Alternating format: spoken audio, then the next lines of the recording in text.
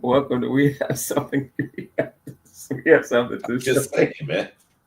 with Leonard Watkins and Kenneth Lively. Obviously, we came on the air and said couldn't say something on the air. Um, It wasn't nothing bad, y'all. It wasn't anything bad. Before y'all start, before y'all crazy minds start going somewhere. Nah, it wasn't anything bad. It was just somebody, a Facebook friend. He asked me who she was, and I said I can't say it on the air. That's all. he's gonna tell me later. You know how we It do. ain't even. Matter of fact, hold on. Before they, I said the wrong thing. I want to. I need to show him the picture of her. That's what I was. That's what I meant by that. I'm living, I'm living the single.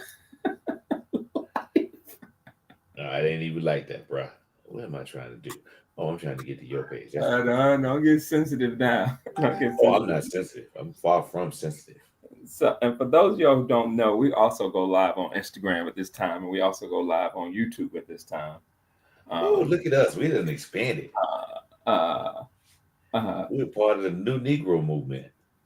shit, don't get me started on that. what movement is that? You mean the sporadic, erratic uh, movement? That's the one you're talking about. You just Oh gonna no, jump. no, You just gonna no. jump right into it. So hey, we're gonna Nah, start off no, with whatever it you is you go want to you talk about. going there. I wouldn't even go in there. I wouldn't even think about that. I was just talking about, the internets and all that. We're gonna start off talking today about whatever it is you want to talk about. And when I figure out how to get you on fan base, when I go live on fan base with Isaac Hayes' uh, site, we're gonna go live on that too. So right now, we're live on Facebook, Instagram, TikTok on We Facebook, live on the Facebook. We on the yeah. Facebook Uh, and and Instachat so Kenneth got to and run the show Snapgram. by himself last week. So shoot, go ahead. You start off what you want to talk about. You said it's going down. So what you got to go down about? Let's see I what you was got just to talk talking in about. general. But since you've given me the platform Yeah. to Oh, voice my please, it's my honor. I'm going It's my to honor. I'm going to say something very profound and deep and all those other big words that I can't think of at this moment. Um, Profound and deep. I said profound. I said profound and deep. Oh, you're pretty Try something profound new indeed. here. I I'm going to be using a lot of SAT words this morning Oh, because don't I'm do in an SAT mode right now. that. So let's do this. Hey, good morning, everybody. It's been a glorious week. I hope everyone, if you celebrate Christmas, I hope you had a wonderful Christmas. I know I did, hanging out with my family. Um, hold on, I don't know. Did you see on my my Instagram? I mean, not Instagram. My Facebook post where I was talking about my family ate all the gumbo. Yeah, and that you went home and made some of your own. I Yeah, saw.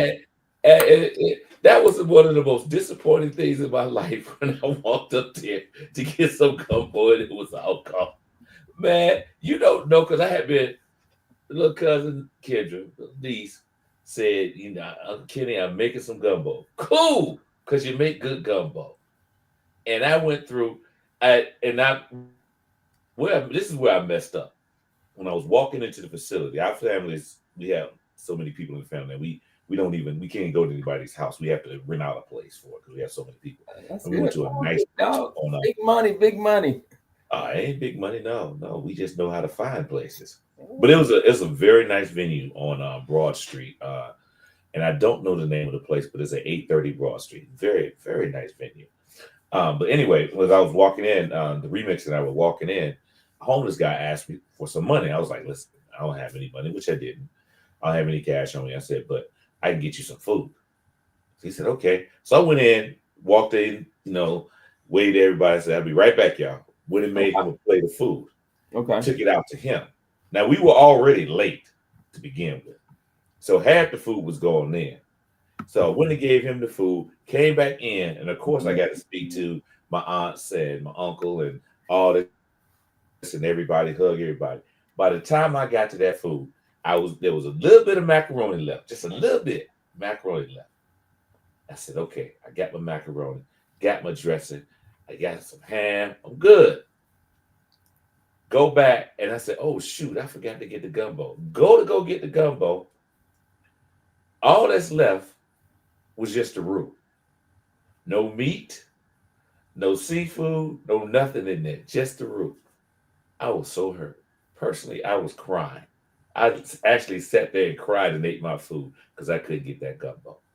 So that was the only I shouldn't say bad thing. That was the only halfway disappointing thing about my Christmas. I really enjoyed it, and y'all don't know, we're really big on family. I really love spending time with my family on the holidays. And in case y'all don't know, if none of you've ever met my family, I'm the quiet one in the family. That's saying a lot. Just let that marinate on your brain. I am the quiet one in my family. So you can imagine our get-togethers, how much fun we have, and we do have a lot of fun. So just want to give a shout out to Kendra for making the gumbo and finding that venue, and my cousin Vet Hamilton for organizing that. She's the best organizer ever when it comes to family stuff, y'all. Yeah, got to give some love to her. But the remixes we're here with me. We've been hanging out and all that stuff, and that's another good thing about the holidays. You get to hang out with people and don't have to worry about getting to work. So, how was your holiday, sir? I want to know where Miss Jones been. I haven't seen her, and it's been a while since you joined us on the show. So has everything been okay? You've been all right? It's good to have you back. Appreciate you. Oh, you know back. what? You know what? Why she had been on in a while? Why? She lives in California, and she came to Tuskegee's homecoming. Okay. She ain't been on here in a while because she's still recovering from Tuskegee's homecoming. Oh. She was doing so much. Now she's at homecoming. I did not see her. She was hanging out so much. So now she knows what happens at Tuskegee homecoming. Oh yeah, now she knows. Don't stay there. I think, if I'm not mistaken, that's her first HBCU homecoming, and she jumped into the deep end on her first try and survived. I was shocked. I was really shocked that she didn't cave in. She actually stayed out there and hung out with the best of us. So I'm impressed. California girl coming on the East Coast, hanging out with the peoples on the homecoming. Man, you always got to come home. That's how it is with white folks and black folks. They always got to come home. So and she always had to come home back to the South. Well, she does. If I'm not mistaken, she does have family in Louisiana, so she does know about that country. Louisiana or Alabama, one of the two. She know about that country life. So she did that. She did her thing. Now, getting back to what I was saying, how was your homecoming? I mean, how was your holiday, sir? Did you play the role of Santa with the grandkids? Yeah, my Christmas was great. We spent it at my daughter's house. We really wanted to do the Christmas celebration. She cooked a great meal. She cooked a homemade apple pie, which was good.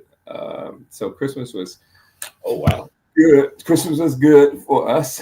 Oh, she says Alabama. Look, we know all of y'all that spread across the country from somewhere down here. Oh yeah. Great migration. Yes, some of y'all from down here. So it was good. It was good. I have no complaints about it whatsoever. Looking gonna be an interesting year. It's gonna be an interesting year coming up. So just trying to get prepared for that. So Marion texted me last night, just so you'll know, and said, "What are y'all talking about?" So I said, "Well, do you have some suggestions?" So of course he sends me this long text. That's what I love about Marion McMillan. And he's watching today from California. Yep, up in the San Francisco, Oakland area, up there with his son. So he's up today watching it, and so he suggested that we talk about predictions for 2025. People that have passed away, or celebrities that have passed away. Memorial. He wants to do a memorial. He gave me a whole list of people too.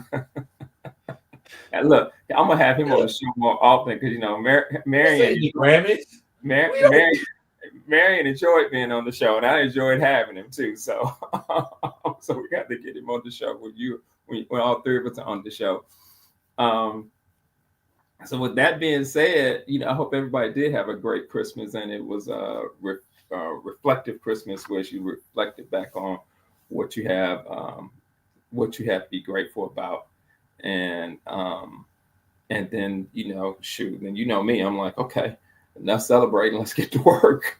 So, um, so with that being said, Mr. Lively, what we starting off with? Surely you had some thoughts because Well, you're like, it's going down. that's just a general thing, man. It was no no prediction of no thought process and it just no thoughts and it just hey, it's going down at 10 o'clock, y'all. Come on. Um Down.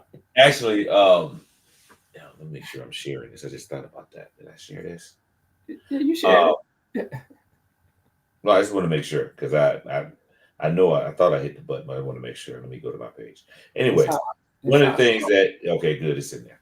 One of the things that caught my attention this week, and my mind was on a whole bunch of things, doing a whole going a whole different direction. So I wasn't really paying attention to too many political things going on this week. But one thing that caught my attention was this it was H-1B visa.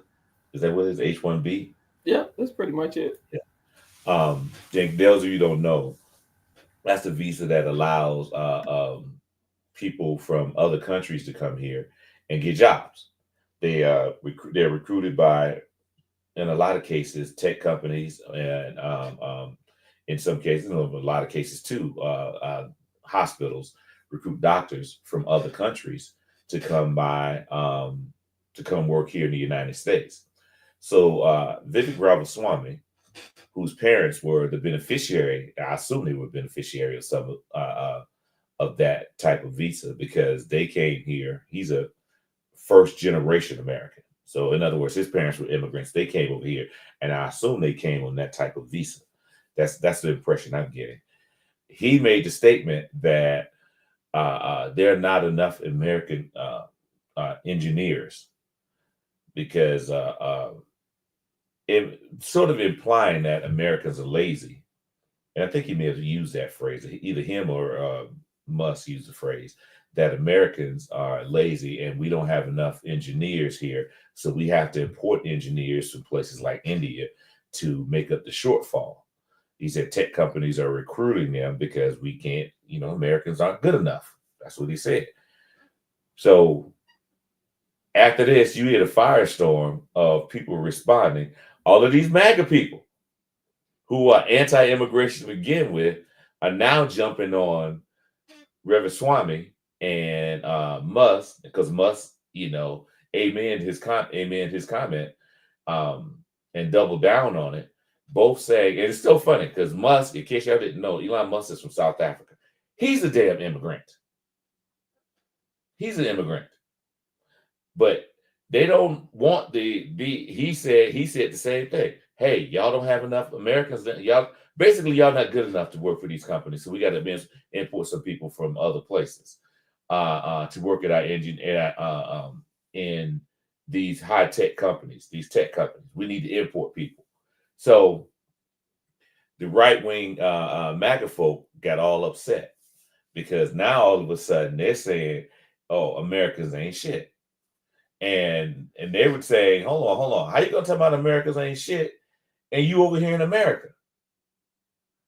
You're a naturalized citizen, which means you're an American now. Ramaswamy, you were born here, which means you're an American. How you gonna say Americans aren't qualified to do these things and we're the ones doing the jobs?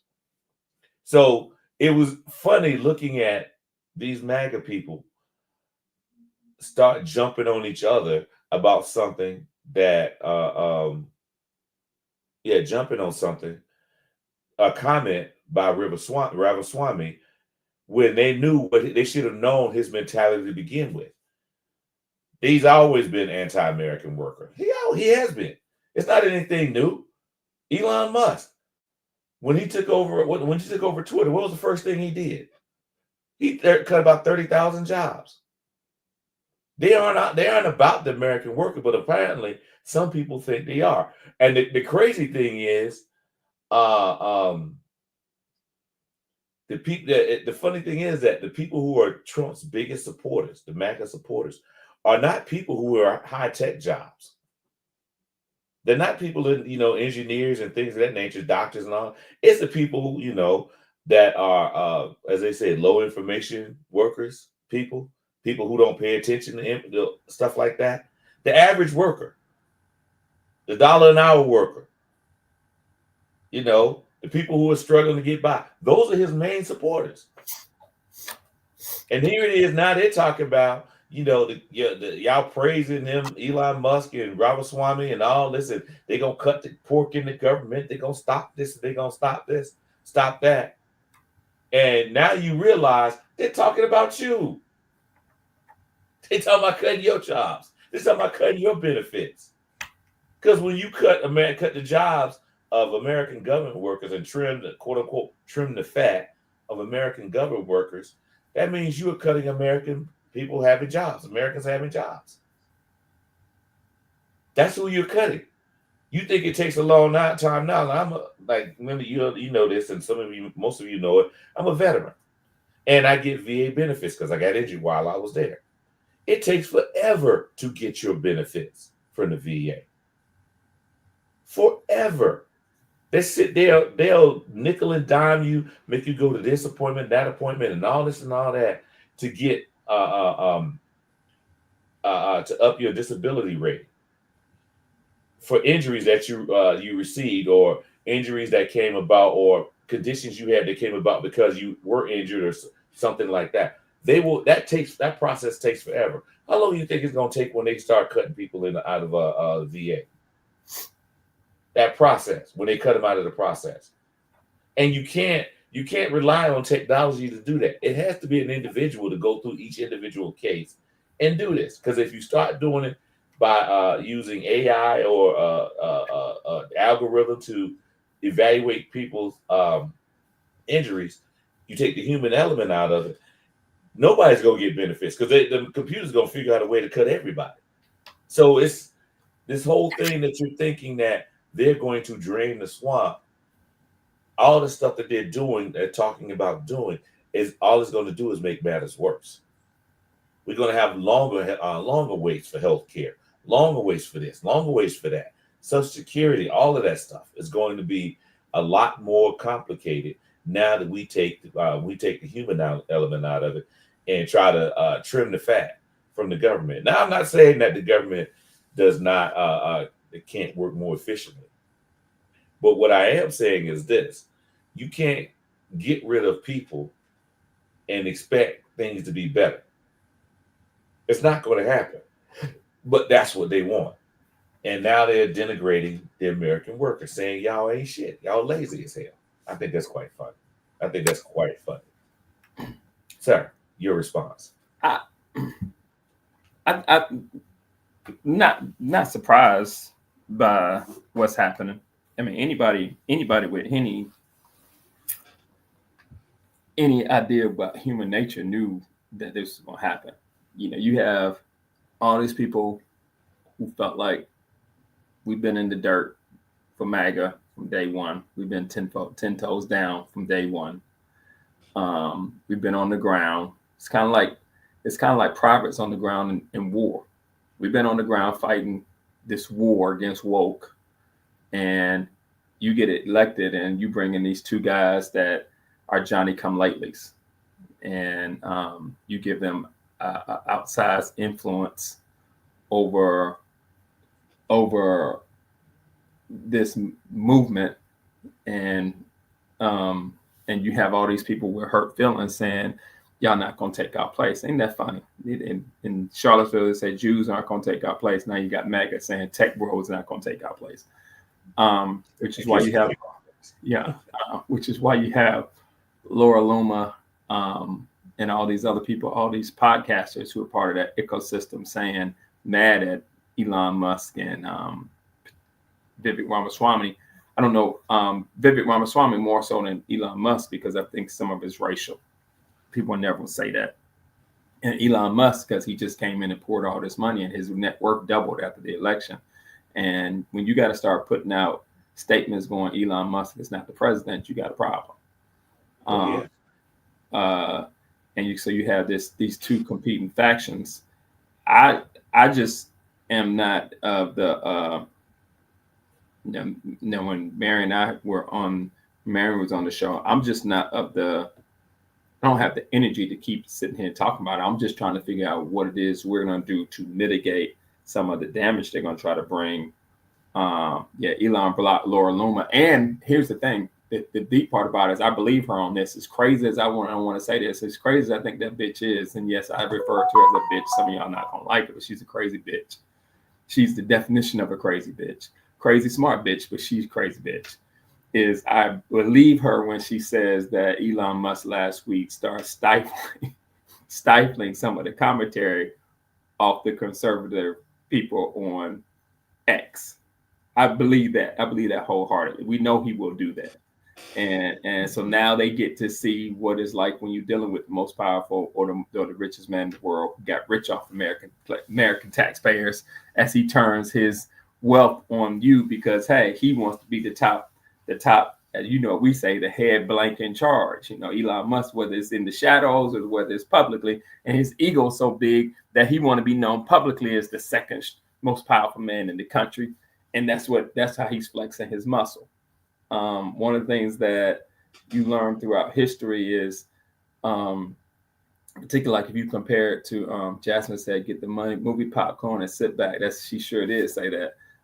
Is that the Hitler came for his supporters first. I've been saying that now for over a year. Hitler came for his supporters first. That was the first people he went after when he got elected, when he got appointed. Was his supporters, his biggest supporters. And now you see that's happening. The question is, as we keep going down this road, I just don't believe in having intellectual masturbation sessions anymore. I just don't. It's like, okay, what are we going to do? I like the fact you're using my phrase now. No, I've been using that phrase for years. You just have to. I came up with it. Okay, no problem. Hey, I'll give you all the credit you want. Whatever it is to make you feel to keep this conversation moving, I'm for it. I like having these Kenneth Lively creative phrase intellectual masturbation sessions. When the truth of the matter is, it doesn't seem to me like we're preparing for it at all. We just doing a whole bunch of talking as people, as we say, we can't seem to coalesce around anything, because at the end of the day, let me say this. Because people don't want to say this, and black people are scared to say what I'm about to say. Who the hell did y'all think Vivek Ramaswamy is going to look after? But people from his native country. Most of the HB1 visas are given to Eastern Indians. It's not that many Eastern Indians in the United States. And truth be told, let me be very, very clear, because I don't want this to sound. Eastern Indians come from such certain parts of India that are so poor. Those people work their ass off and they're smart. Let's be clear. Kamala Harris' mother was from that area of the country, and she was 19 when she got to the United States, and she was brilliant and she was smart. But she immersed herself in a culture to try to become American. Most East Indians, in my opinion, are not big fans of black people. People don't want to say it. And Vivek Ramaswamy definitely is not. Kash Patel is definitely not. I am amazed that we are not concerned that we don't have a friend at the top of the cabinet. Zero. Hold on. You said a friend at the top of the cabinet. You talking about the Trump cabinet? Yes. Nothing. Everybody. Hold on. We didn't have a friend the first time he was there. But at least everybody. No. You don't know. Whoa. You know what? What are you doing? Who do we have in his administration that was a friend of black people? You're not listening to what I'm saying. Listen to what I'm saying. What I'm saying is every group is represented at the top of that cabinet, but us. At least you can say he had, he got some unknown former NFL player. You ever heard it? I'm going to ask that. Who was that guy that's ahead of HUD now? He was he ran some nonprofit that helped people. I can't remember if it was just after natural disaster. I think it was after natural disasters. Helped people with housing during that time. That's why he came on. And he came on and criticized Kamala Harris. That's how he got on Trump's radar. because he publicly, of course, he's a black guy, and he publicly criticized Kamala Harris, and he's dealing with homeless stuff. Now, I will say this: out of all Trump's picks, that is the one I can kind of see that kind of makes sense because he does work with homelessness. So, and HUD does deal with some of that. Now, the other aspects of HUD, I don't know if he's up on top of that stuff. But once again, and in case y'all didn't know, we sort of have a hissy fit about the people who Trump is picking to be cabinet secretaries. Cabinet secretaries are figureheads. They're the face of an organization. I would be less concerned about who's the cabinet secretary than I would be of who's underneath the cabinet secretary. Because those are the people that control it, that actually run the day-to-day operation. It's just like the president of a university. And I told somebody this years ago. President of a university is to be the face of that university and to raise money. That's their job. That's it. You have deans and vice presidents who run the school. The president job is to be the face and go out and make money or raise money for that university. That's your job, 24/7. That's your job. If your president is sitting in his office majority of the time, which happened when I was at Clark, the president did that. That means the president's not doing their job because their job is to go out and make money. So they're figureheads, the face of the university. These cabinet secretaries are the face of that department, that agency. But in terms of running the day-to-day operations, the people we need to be concerned about is the people on that next level. The unknown people, the people who slide by, because those are the ones who actually run the agency. Those are the ones who are setting the policy. Now, you may have Trump say something and then he pass it along to the person, the cabinet secretary and all that. But the ones who implement the plans are the ones that's below that. Those are the ones we need to be concerned about. I don't care who runs an agency, who's the face of the agency. I want to know who's running it, because they're the ones who implement the policy. And a lot of times they're the ones who come up with the policies, come up with the ideas for the policies to begin with. And they pass it along, pass it up the food chain. Those are the ones we need to be concerned about. The undersecretaries, a lot of them call undersecretary. So, and those are political appointments as well. Those are political appointments as well.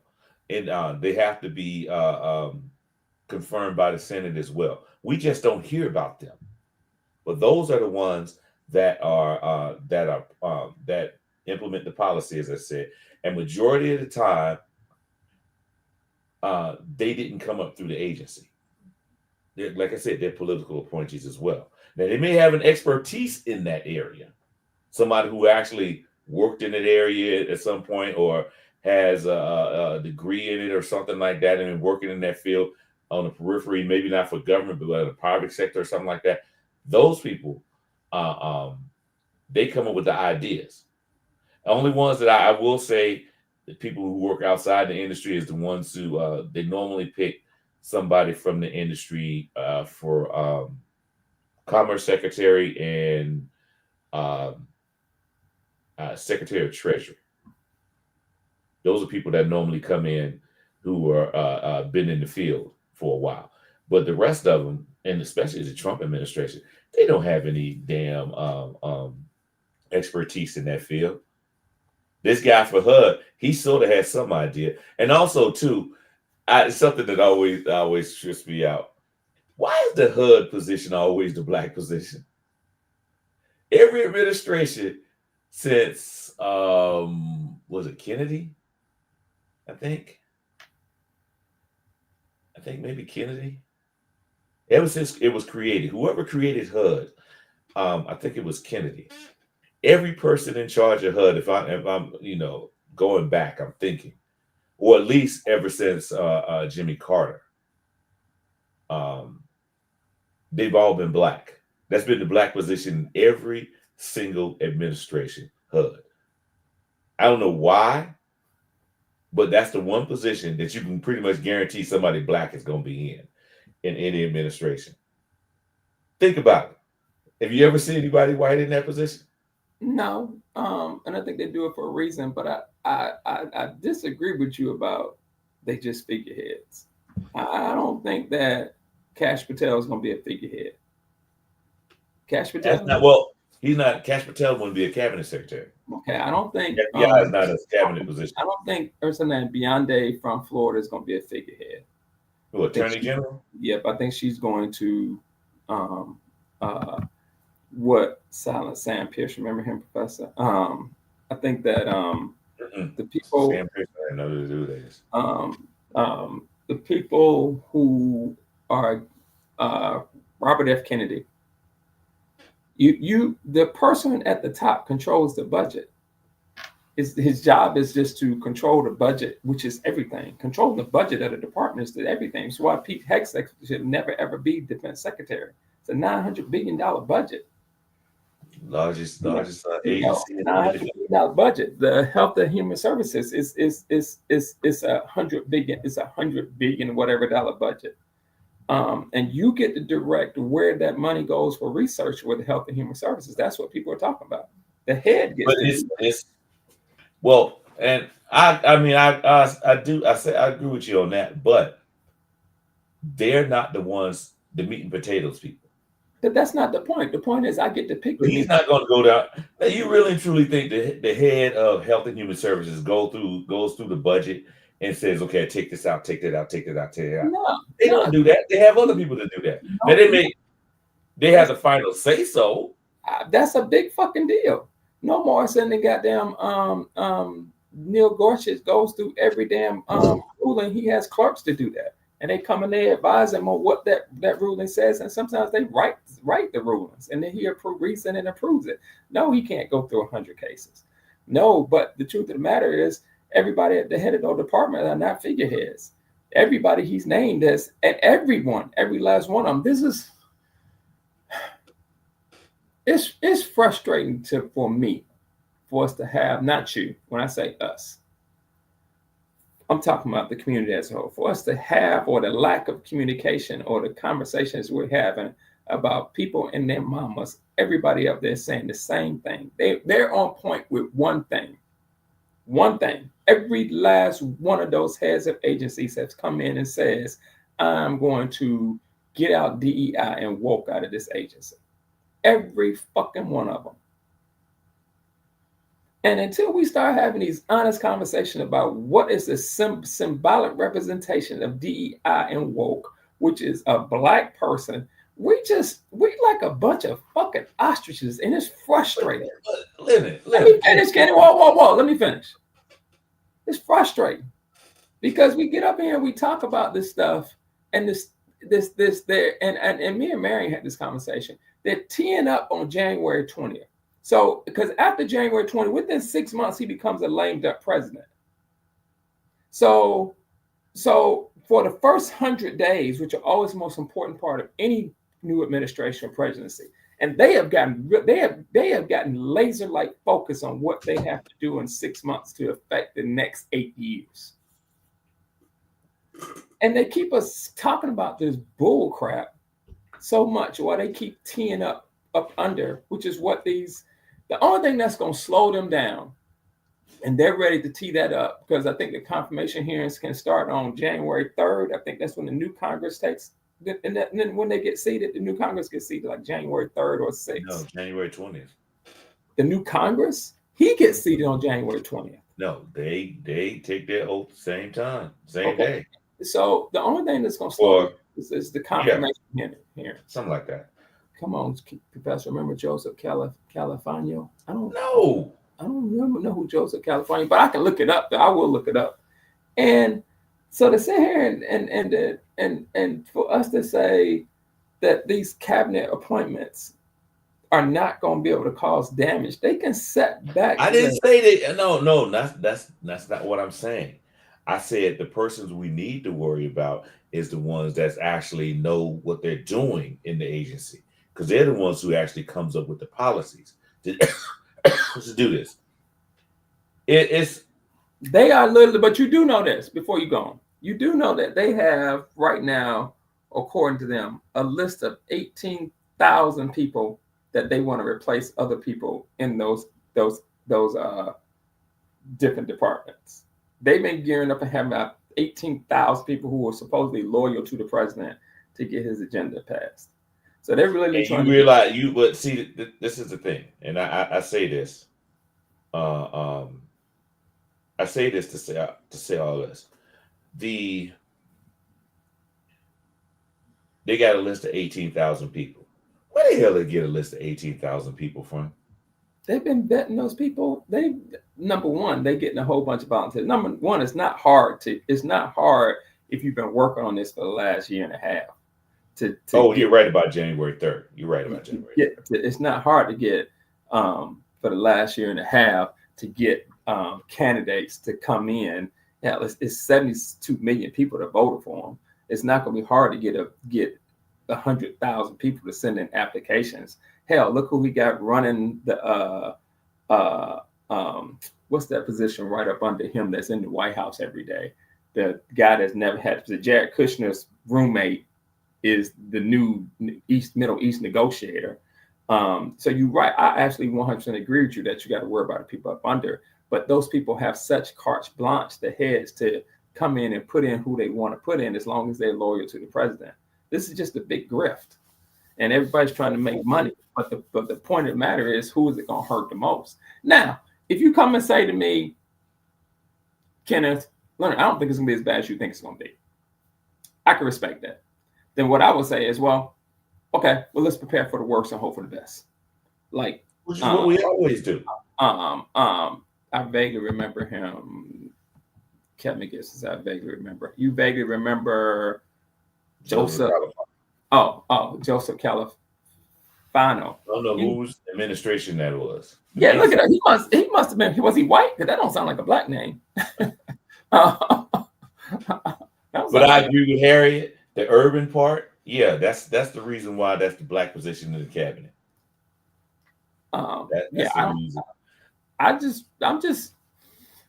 don't know, this lack of, they're focused and we're unfocused. And see, the thing is this. Shoot. You want us to prepare for something, and we still have to live our day-to-day lives. Because no matter whether we prepared or not, we still gonna have to deal with it. And I think everybody's bracing themselves for what's to come and how crazy it's going to be. The people who are being delusional about all of this stuff, who are being delusional about this, are the MAGA supporters, his supporters. They're the ones that's being delusional and not preparing for this stuff. They don't see it coming. We see it coming. We may not be, you may not see us. And the thing about organizing, and this is one other thing too, and I've said this before. I've been saying it for years, and the implementation of social media has kind of made this more difficult. But we don't need to advertise what we're going to do. We don't need to advertise. We just need to do it. Because when we advertise, that's when they take it and do something. Like the phrase woke. They took that and turned it into something negative. Then they they started worrying about DEI. Took that and made it into something negative. We have been operating, before we put phrases to all of this stuff, we've been doing this for years.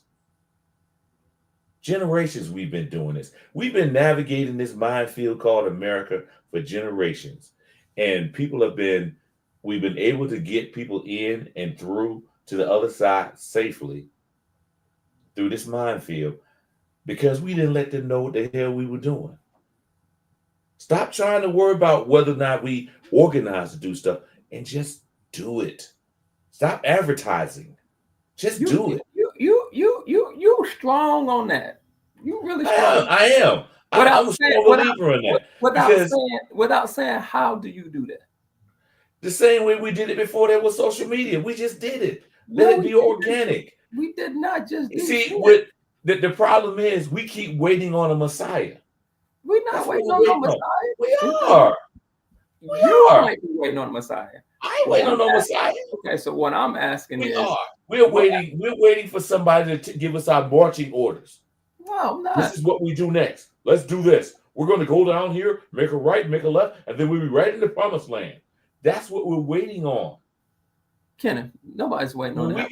What I'm literally saying is, other minorities group up, and the one institution we had that allowed us to group up was the Black church, and they group up in order to move the needle, and they group up in order to protect their communities. This scatterbrain thing that you're saying that we do this, no, we don't. We just talk shit. We don't get together to do anything. We get together to go to football. We get together to go to a football game. Our Black businesses are not as strong as any other business on the planet.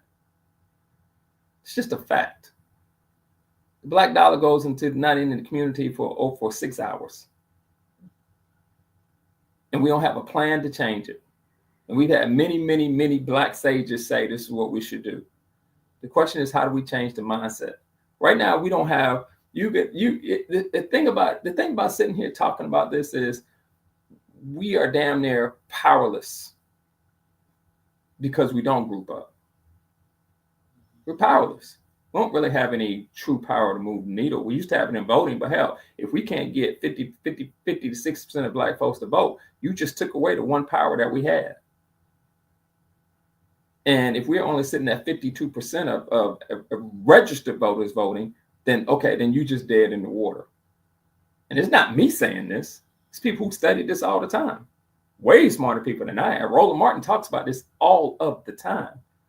So when I say nobody's looking for a Black Messiah, I am saying you still got to group up in order to mitigate some of the damage that's going to come down from this administration that said that, hey, that y'all are the target. People don't want to say they're saying that, but I'm fully clear about what they're saying.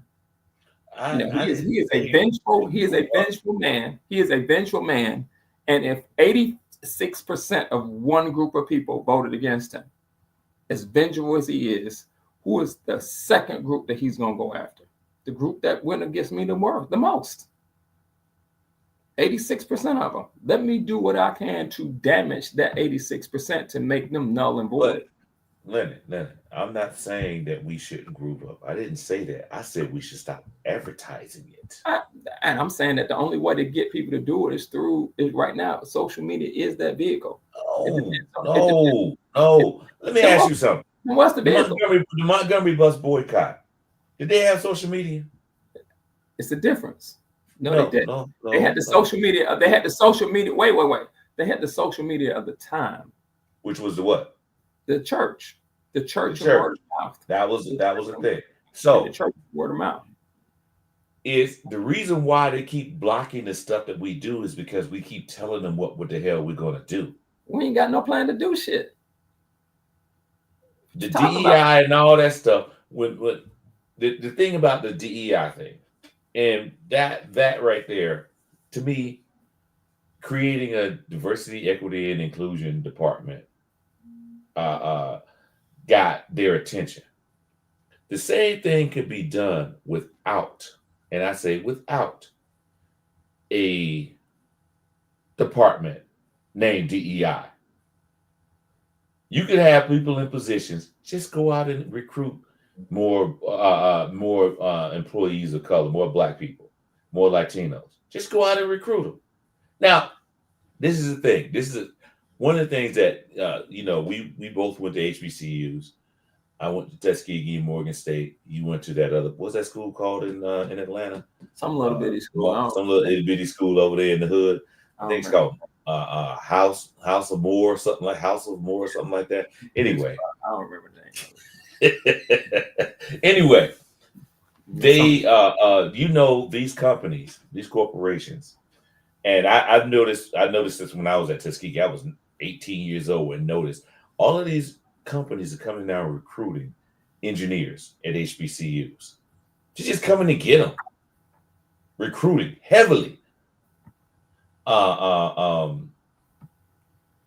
Yeah, they were coming out and recruiting them. That process, now that we have, and I have I know I shouldn't say Morehouse. Kevin, y'all are funny. I'm gonna leave y'all alone. Y'all go for But they I have I know a young lady from Tuskegee, engineer. Actually just got a doctorate, if I'm not mistaken.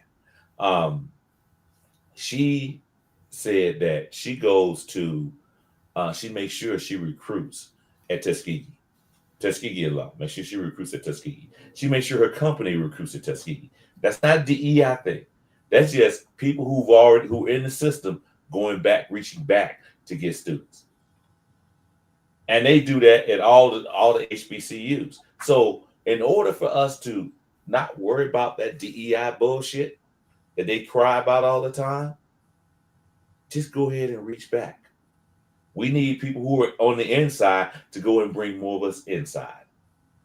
That's all we got to do. And as HBCU grads, we do that. That's our thing.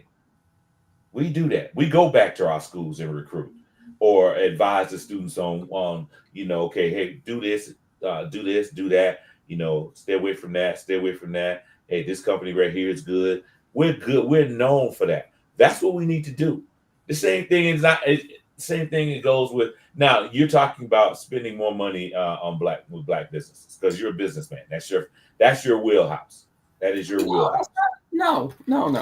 That's not your wheelhouse? No, but you're missing the point. The point is, let me say this. You keep saying you need to do it silently. And Marion just gave you an example of how this stuff was able to be accomplished. You said don't do it on social media. During the Civil Rights Movement, they had way more black newspapers.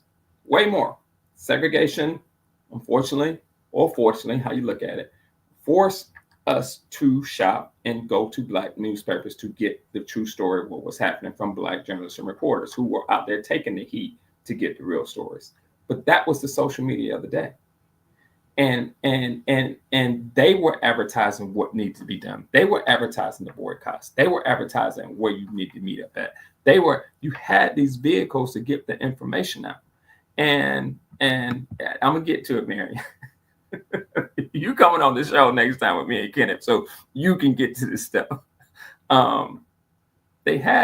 There was no working in the quote unquote silence. The problem was people weren't paying attention to the movement in the community because they weren't interested in the community. There were some white folks saying, "Hey man, y'all understand these undercurrents going on in the African American community." But African Americans by and large had to shop with African Americans, and they had black newspapers, they had periodicals, they had black radio stations, they had the black church, they had all these ways. So nothing was necessarily secret. They didn't pay attention to it. Now the vehicle is to change the world, social media. And the truth of the matter is we don't control none of the trunks of social media, but you do have some trying to do it. Fan bases. One is run by Isaac Hayes Jr. If y'all didn't know it, he's doing a whole raising money. $3.99 gets you 60 shares. He's been on there. They raised over. They went past the $4 million mark. They already raised $17 million. He's trying to get most African Americans and creators like you and I to jump on there and become owners of the content. I'm always amazed that, and I've said this many times on Facebook, you just can't change. It's hard to change the viewpoint of African Americans. And I said, man, jump on Black Planet. If you don't have an account with Black Planet that's owned by the Hugheses, at any given time, we could be throttled if we say the wrong thing, you and I, because we're on a platform that's not controlled by us. Fanbase, Spill, Black Planet, which he has a lot of work doing Black Planet. That's what you have, but you can't even get people to migrate over there because you always think other folks' ice is colder than yours. Not you. Not you. I'm not. I don't know. This is the only platform I really pay attention to. Right. That's the point. You're not the only one. The point is that we don't seek out those platforms that are telling our stories. We just don't. And it's 42 million of us. And 42 million people pooling their money can move some fucking mountains. We just don't. So when you say, like Mary said, what's the plan going forward? I'm trying to come up with a plan. Those shares are cheaper than Bitcoin. Yes, go on there. You can go on. He's doing it on Start Engine right now. I encourage everybody to go over there. If you spent some money for Christmas, go over there. I plan on investing next week. Get me trying to scramble up that extra money just to go over there and invest in it. You got ownership. You have an ownership thing in it. And he's really a smart dude. And he's been all over the place talking about this. But if you look on any of our friends' social media pages, people don't like me saying it. I just don't give a fuck no more. And here's the thing about me saying what I say. Because y'all powerless to do shit against me. That's nuts. There should always be some power from the community to tell me to shut the hell up. And there'd be some consequences to it. Well, why would we tell you to shut the hell up? Because if you don't think that I'm doing what's in your best interest, you should. But like, hold on. So you're trying to say the fact that we don't tell you to shut the hell up? No, the fact that you don't use the power, have the power to direct what's in the best interest. And I'm not telling you to do this. I'm just using myself as an example. We do know that, right? Like, I don't want y'all to tell me to shut the hell up. I want y'all to tell me to shut the hell up. Somebody need to. I'm sorry. I know you like to talk because you the quiet one in the family. Thank God we ain't got no more livelies on this show. The fact of the matter is, there's nobody to really move. There's not a group. I agree with you. I don't think there should be one figurehead. I think that's the large time. But let's be clear. I don't know why you say that. They got a figurehead. They got two right now. And that figurehead is driving what's happening in the world, not just in the States. In the world. Oh, and it's a tangent. I want to say something to you. I want to know what your thoughts about that. I'm just amazed that Joe Biden has just been sitting back here letting this man act like he's the de facto president. That shit bothers the hell out of me. But that's another story. He's in fuck around and find out mode. Harriet and Colette, please give them some directions. What? You're gonna have to come on the show because you're talking in code today. But Joe Biden is in y'all fucked around, now you about to find out mode. And I say this. While he's been quiet in terms of not coming out publicly and saying stuff, Joe been getting a lot of stuff done quietly that nobody's been paying attention to. Everybody here crying about the Trump picks and all this. A lot of the stuff that Biden has been doing has been under the radar and is effective and is going to have a long-term effect. Stuff that can mitigate anything that Trump is coming up with. You're right. I 100% agree. He's going out the door, and basically he's tearing shit up on his way out the door. So Trump is going to have to clean up a lot of stuff that he created in order to get his plan implemented. Because that's the smartest thing to do. Don't go out there advertising. No, I ain't saying a word. I'm not going to say a word. I'm just going to put my head down, do a whole bunch of stuff, because y'all didn't trust me or trust Kamala Harris to change things around. So I'm going to put some stuff in place that he can't change. And if he does try to change it, it's going to take him a couple of years. And by the time he gets this stuff changed, he's going to be on his way out the door. Because we got 2 years. They have 2 years with this new Congress, with Republicans controlling the Senate and the House of Representatives. 2 years. In 2 years, there's going to be some major changes. Harriet, yeah, I know. I saw what she said. Harriet, you get the internets just like I do. Go and look it up. I'll tell you what, Harriet. He just confirmed 39 black female judges, 39 lifetime appointments that went under the radar. 39 black female judges, district and appellate judges who would have lifetime appointments at the federal level. That was one big one. The other one that he did that I think is controversial. I don't know why he commuted, why he would go out and there must be a Catholic thing, why he went out and commuted the sentences of some of the people on death row, particularly two of the people. I didn't understand why he commuted their sentences when he had Marion Mosby hasn't commuted, Leonard Peltier, he didn't commute, but you commute the death sentence of a guy that slit a little girl's throat. Harry said, "I'm watching your show for info." Why you? I didn't get that one. The Hey, well, the Marion Mosby thing, I think he's gonna do that. Because that was some bullshit to begin with. Her that entire case against her was some bullshit. That was just to get her out of power in Baltimore, because she was becoming way too powerful in that city, and the police union and but it's his Justice Department. True, but he didn't control. I'll say this now: unless Joe Biden, his private thing, stuff he says in private is different than what he says in public. He didn't control the Justice Department, and basically what it was somebody in the Justice Department in that district who did not like her for whatever reason. They didn't like her. I think may have been because the feds decided not to press charges in the Freddie Gray case, and she went ahead and did it anyway. And I think somebody got pissed about that because it made them look better. That attorney general there, it was an asshole. It's going to be interesting if he's replaced or if he resigns, because he was a holdover from the previous administration. So it's going to be interesting to see what happens.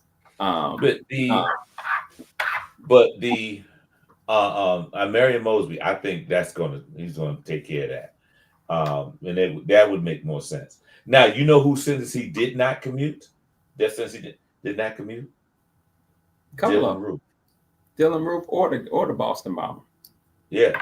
Dylan Roof, he would, if he had done that, that would have been a huge outcry from black people.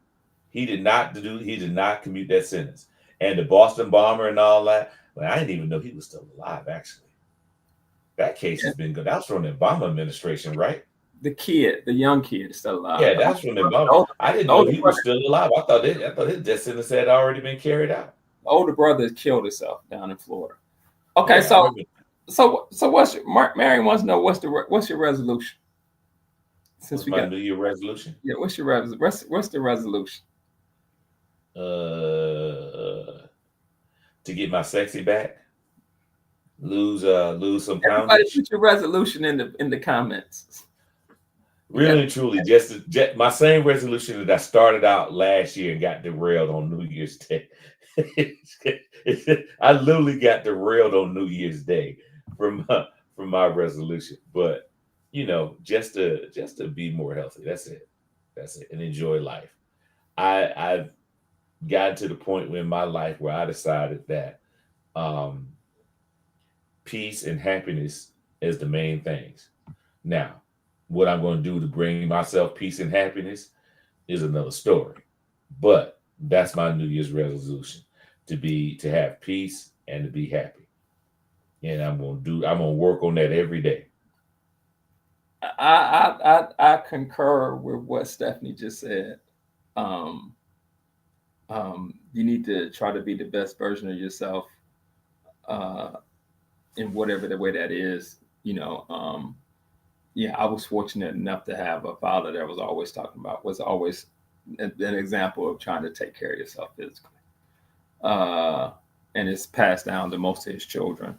I think we all try to do a decent job of taking care of ourselves physically. Mine is to do the best I can, to do what I can, as Brian would say.